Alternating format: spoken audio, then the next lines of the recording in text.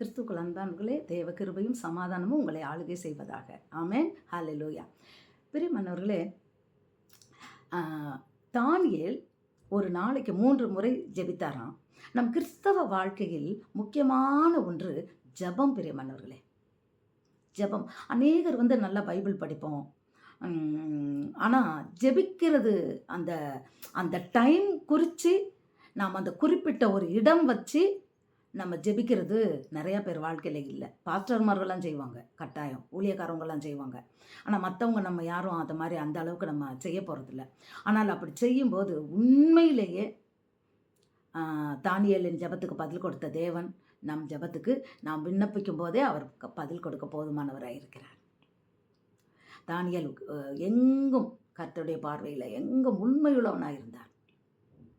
ஆம் பிரியமானவர்களே, நமக்கு நேரம் இல்லைன்றோம், நேரமே இல்லை. அதிகாலையில், நைட்டு படுக்கும்போது, சாயந்தரம், இப்படி 3 வேளை ஜெபிப்பதற்கு நம்மை நாம் அர்ப்பணித்தால் போதும். இந்த பொருத்தனையை உங்கள் வாழ்க்கையில் செய்து நீங்கள் அதன்படி நீங்கள் செய்யுங்க.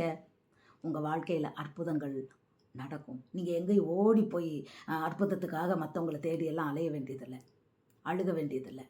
உங்கள் கண்ணீர், உங்கள் துக்கம் சந்தோஷமாய் மாறும். அவர் ஜெபத்தை கேட்கிறவர். உங்களுக்குன்னு நிறையா ஜெபிக்காமல் தேசத்திற்காய் புலம்பி ஆளுங்க. தேசத்திற்காய் ஜெபிப்பவர்களுடைய நெத்தியில் ஒரு முத்திரை போடப்படுகிறது. அந்த முத்திரையை பார்த்து தேவனுடைய வருகையின் போது அந்த சங்கார தூதன் சங்காரிக்காதபடிக்கு அவன் விட்டு செல்வான்னு சொல்லி போட்டிருக்கு. பிரியமானவர்களே, தேசத்திற்காய் பெருமூச்சோடு ஜெபிக்கிறவர்களுடைய நெத்தியில் ஒரு முத்திரை போடப்படுகிறது.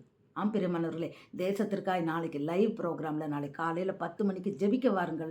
கர்த்தர் நிச்சயமாகவே உங்கள் வாழ்க்கையில் உள்ள சில காரியங்களை, சிறையிருப்புகளை மாற்றுவார். சில காரியங்களில் விடுதலை உண்டாகும். நிச்சயமாக நாளைக்கு 10 மணிக்கு வாங்க. தானியேலுடைய ஜெபத்தை குறித்து நான் இதற்குள்ள லிங்க் கொடுக்குறேன். அந்த லிங்க்கில் போய் கட்டாயம் பாருங்கள். உண்மையிலேயே நீங்கள் தேசத்துக்கு அந்த வீடியோவை பார்த்தீங்கன்னா நீங்கள் ஜெபிக்க வராமல் இருக்க மாட்டீங்க. நாளைக்கு நாம் சந்திப்போம். God bless you.